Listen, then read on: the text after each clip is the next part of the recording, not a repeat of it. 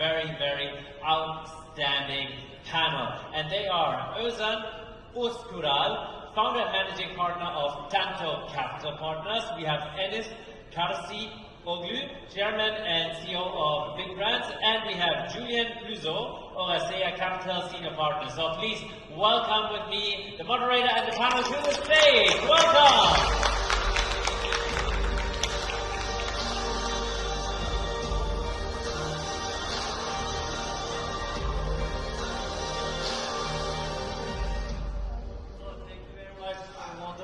Presentation introducing me. I hope you are not bored because it's my third panel today. I might feel a bit tired, but I will keep the energy high because the topic is very interesting, like investments. So because we talk about logistics, e-commerce, but we never talk about investments. So we have very valuable panelists, and I'm lucky that two of them I know very well, old friends, Mr. Enes and Mr. Ozan. Julian, don't worry, I mean, I can be very good friends very easily, so you are my best friend also. So the first question is very easy. Just can you introduce yourself, what you do and what your company does, so that the audience can know you better? Thanks. I guess it's not just because of we are friends, but I get the very easy question. Yes, we are an aggregator. What we do is we carry Turkish brands to international marketplaces. We have our own offices in Commerce City here in Dubai, Saudi, United States, Europe, and Turkey. Here we are exhibiting at the back of this building with 35 brands we just brought along to the region to show it, touch and feel those brands by the online sellers. What we do is we are selling B2C and B2B on Amazon, Noon, etc., plus trading kind of company lines. That's what we are doing. Welcome. So Tanto Capital Partners is a boutique merchant bank based out of London with companies in Dubai and Turkey. We focus on a number of different things. On one part of it, financing across a broad range of assets, including digital assets and cybersecurity firms in particular. Other side is very different. It's energy-based, so energy transition and the global power, if you will, markets on the whole. It's been 10 years. I'm an ex-investment banker and spent close to 15 years in financial markets, including at the bank that's formerly known as Merrill Lynch, out of London and New York. And I sit on the board of a US think tank called the Brookings Institution. And I specialize on geopolitical risk and the impact of that for corporate boards and also asset managers, which of course is now becoming much more of a hot topic. Especially nowadays after Trump's election, re-election, let me say, and cybersecurity, I want to mainly ask you about your politics and cybersecurity. Julian. Sure. Hi everyone, I'm Julian. I'm a senior partner at OSEA Capital. OSEA Capital is the VC arm of DIES. For those who don't know DIES is a cluster of economic zones, including Dubai Commerce City, Dubai Airport Free Zone, and Dubai Silicon Oasis. So at OSEA, what we do is we invest in early stage startups. From pre-seed to Series B, we still get size from $150, $500,000 early stage to $1 to $3 million at later stage, and we love to lead rounds. We invest in startups that have a connection to the UAE. That means the founders are based here, or you are commercially launched in a country, and of course we love to see disruptive technologies coming out of the region and having a global impact. Thank you. Now, Mr. Enes, we were talking briefly before the panel. In your phase, you are going to an investment tour, I think. So we are talking about investments. So how does investment companies do the valuation for e-commerce companies? What are the important criteria? Yeah, it's a good question actually. I mean, you have to feel when you need the investment. So we didn't get any pre-seed and seed investments. It was privately funded by myself, but now we are at the growing stage. So when you're growing, to leverage your growth, you definitely need to go through some certain procedures. So now we just finalized the valuation today, and that was very good news. Very good valuation came up. Now we will start a roadshow to get our first seed, Series A investment through the corporate investors. And to be able to do that, there were two ways. One of them is to invite direct investment, and the other one is to go through the venture fund, which we set up ourselves from scratch. So 2 ways. We are going to start roadshow next week to go to our, Series A and see what we are going to do in the next 2 years. The fund we set up, it was a pre-IPO, single-funded, single asset fund.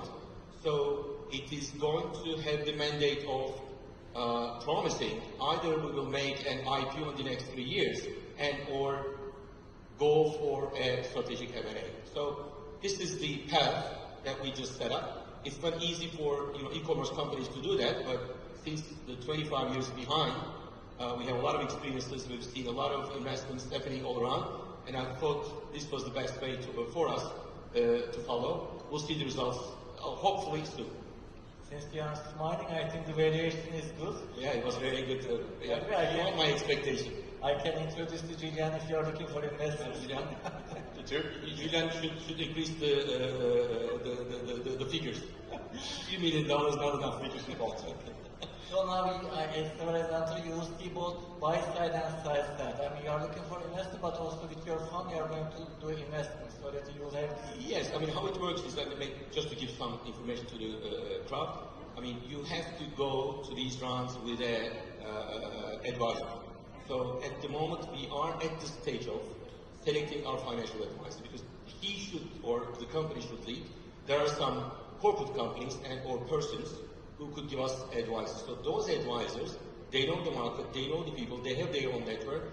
They should come and pitch us to Julian. If I go and ask to Julian to invest us, he will ask for this time. But if Ersoy could go and tell about me, the deal would be done.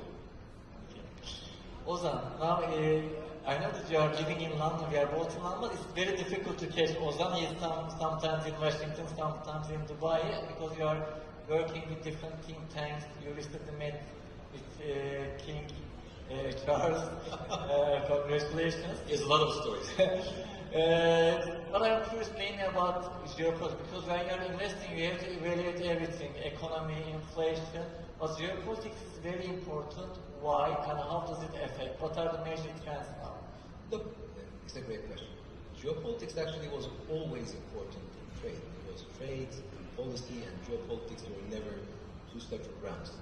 But this notion is more true now than ever. Going into 2025, a number of geopolitical risks will present themselves for everyone, whether you're in the digital assets world, real assets world, or investments.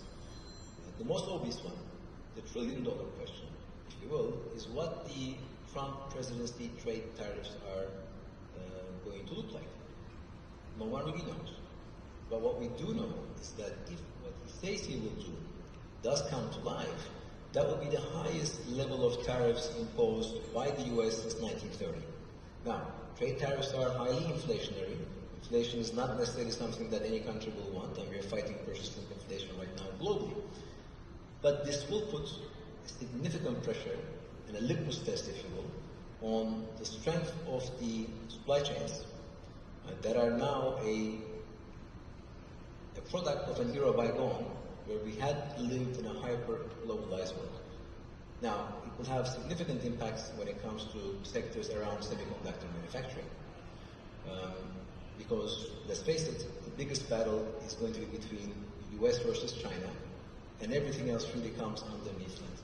In semiconductor manufacturing, today, for example, China announced that they will be potentially putting tariffs on critical rare earth minerals used in chip manufacturing. So what we're going to see actually, and I think what all investors and all corporate boards should really try to get ahead of, is where the geopolitical winds will blow from and how hard, because we are all in the business of trying to get the best risk-adjusted returns.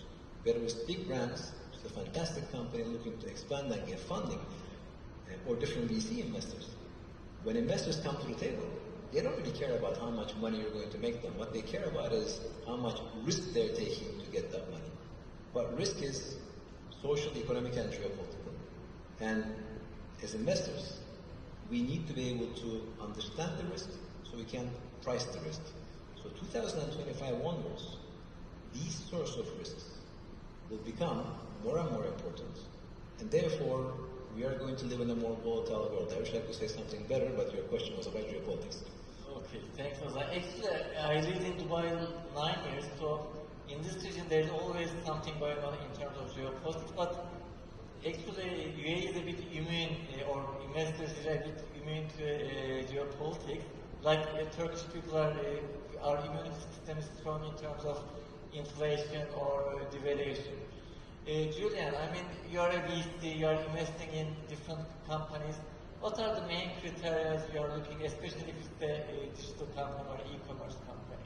Yeah, so first, I've been in Dubai for like 13 years as a founder first, and then 6 years ago I made the crossover. So I've seen like a massive evolution in the market, in the adoption of like new technologies, development of new technologies, and also having new talents coming to the region, especially working on transformative technologies such as Gen AI, blockchain, data science, and so on and so forth. When we look at the adoption of like new technologies, development of new technologies, and also having new talents coming to the region, especially working on transformative technologies such as Gen AI, blockchain, data science, and so on and so forth. When we look at the startup potential investment, it depends on which stage you are.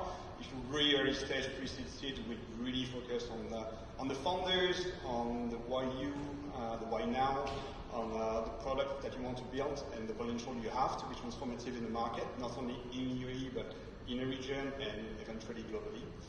If you're a bit later stage, we want to look at your traction, what have you demonstrated that validates basically the initial investment thesis, to make sure first we're aligned as like a long-term partner, because as you know, when we invest, it's not a short-term investment. We stay with you for a long period of time, especially in the fund that we run. We're definitely long-term partners.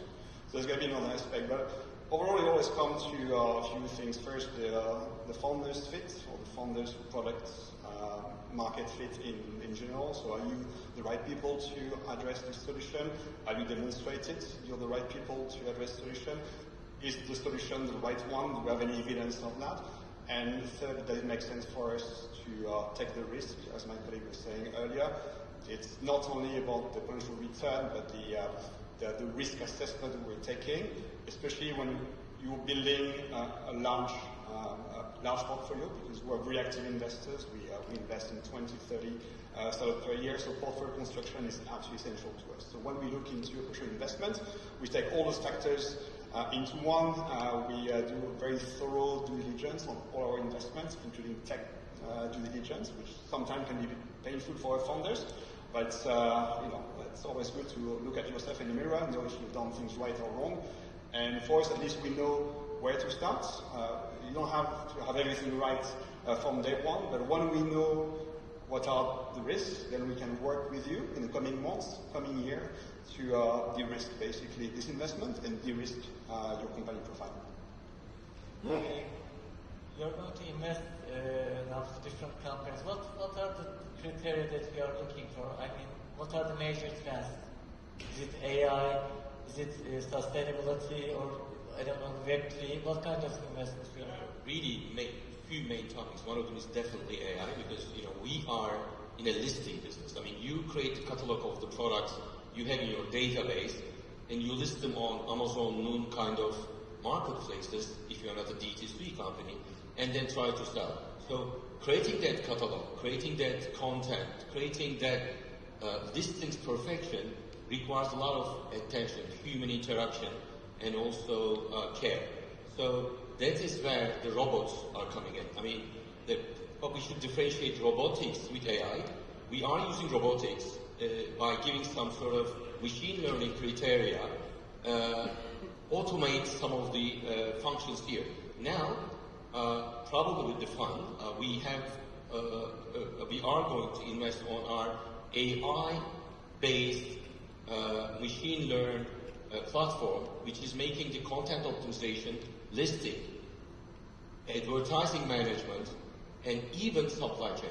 So those three are the main elements of every e-commerce company to be able to make money. I mean, otherwise you will lose money very easily. It doesn't matter if you're doing a B2C or B2B, you would lose money. So AI would be crucial. That's one of the very important trend that we will be seeing soon. Next thing, I'll come and comment on Ozan's. There will be a lot of geopolitical crashes and wrestling soon. States put some sort of bans to Tamil, for example. I'll just name the name to be able to make the case study clearer. They asked them to be local and compliant. So it was very difficult for a cross-border company to be able to match in a very short while. So those new changes against cross-border would require a lot of localization. So that's where our kind of companies are coming in. We have a company here, local company. We have our own warehouse, keep stocks, listing and managing via local people, and run our operation locally. That's going to be the second trend. And the third trend will be definitely the new sourcing destinations. Turkey, that's where it's coming in. India is coming in. And also Vietnam, obviously, as you know, Bangladesh, they already came in. So these three trends would be seen and read very carefully in the next few, maybe 5, maybe even 10 years time. Do you agree? Plus, because you mentioned about your politics, also Enes mentioned, also we were talking about cyber security will become more important. Why? Sure. Let me first handle the first part of the question, so the three things. We think the most critical part of a company or an investment in a company is the management.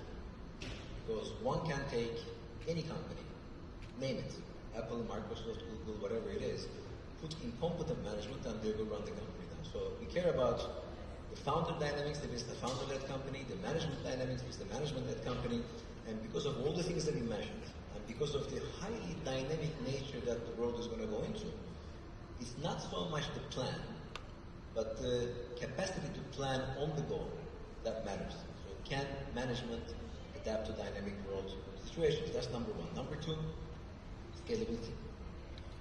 You know, we're all in the business at the same time, similar risks, so we love companies that are scalable. And of course, third, is the market potential, wallet. This kind of leads into scalability. And to answer your last question on cybersecurity, we have just recently made an investment into a cybersecurity company called BlockAPT. And we've done so because we realized that, look, this is a panel on the digital economy and investments. Our life is becoming digital. In fact, our life is now digital.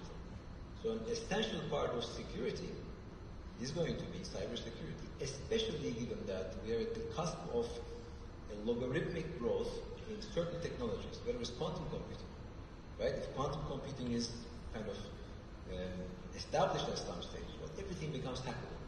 So we look at cybersecurity not as necessarily a separate funnel or a sector, it is, but we look at it as an integral part of the companies that we look at and the investments that we are going to make to see if there is enough capacity and the know-how and the vision to be able to understand that cybersecurity is no longer a nice to have, it's no longer a buzzword. It is very much essential to make sure effective governance is carried out, because having said all the things that we mentioned, I go back to my first point. Idea, yes. Scalability, yes. Growth, yes. Execution is everything. So we look at all of those combined. Just maybe if I can add on the first point on the management, I absolutely fully agree on what you said. And there is an aspect that many founders underestimate, which is going from 0 to 1 to 100, and the different skill sets it takes to be a founder and to be a CEO.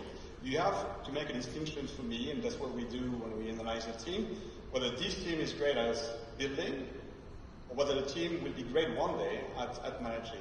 When you're building, you have to iterate. You have to scrap your products many times, start from scratch, look at new market, change your team, and you have to do it at a high velocity. And the skill set required is very unique. Once you've done that and you're more like cruising modes and now you're scaling, then it becomes a bit different. You have to build governance, you have to build the management, the C-level, the VPs, the proper org chart, and look at the internal expansion and the cost management. And this is, most of the time, different from what you see in phase one. And we love to see usually a team that is ready to take on those changes, and they can, because they have demonstrated in the past they can build and they can manage, or if not, then they can attract the right talent to at some point join the management and get the company to like $1 billion plus in revenues. I don't know how about time flew, and we have very few seconds. So last sentences, key takeaway message, or what will be the future buzzwords? Now we are talking about AI, cybersecurity, but either buzzword or one sentence closing. Well, I always admire the vision here. I heard some talks today, they all were about digital economy, and I think that will be the challenge and also the future. So it's very interesting that it's being talked about it a lot today. So I think we should all take it into a very high concentration. Actually, my buzzword and takeaway, the one sentence, one word is awareness. Awareness that things are changing, awareness that global dynamics are changing, commerce is changing, and to utilize that awareness and do something about it at corporate board level. For me, that would be very simple. Whatever you do, tailored customer experience. This is the future. And all the different type of technologies we've discussed in the past, either now or in the future, like Gen AI, for instance, for me is all about that. There is, of course, a productivity gain aspect that we all talk about, but tailoring customer experience is a dream for any CEO. That's why you sell more to gain it. Quantity and quality. Thank you. Julien, Ozan, Enis, thank you very much. A big applause for our and a good photo. Now we are on time, a little bit, 40 seconds. Can we please have a photo together? Absolutely time for a group photo. Please give another round of applause for our panel. Ersoy, Enis, Ozan, and Julien. Absolutely valid points that were discussed. A lot of food for thought, and I like the direction that you guys were steering the conversation in. Thank you so much. Thank you.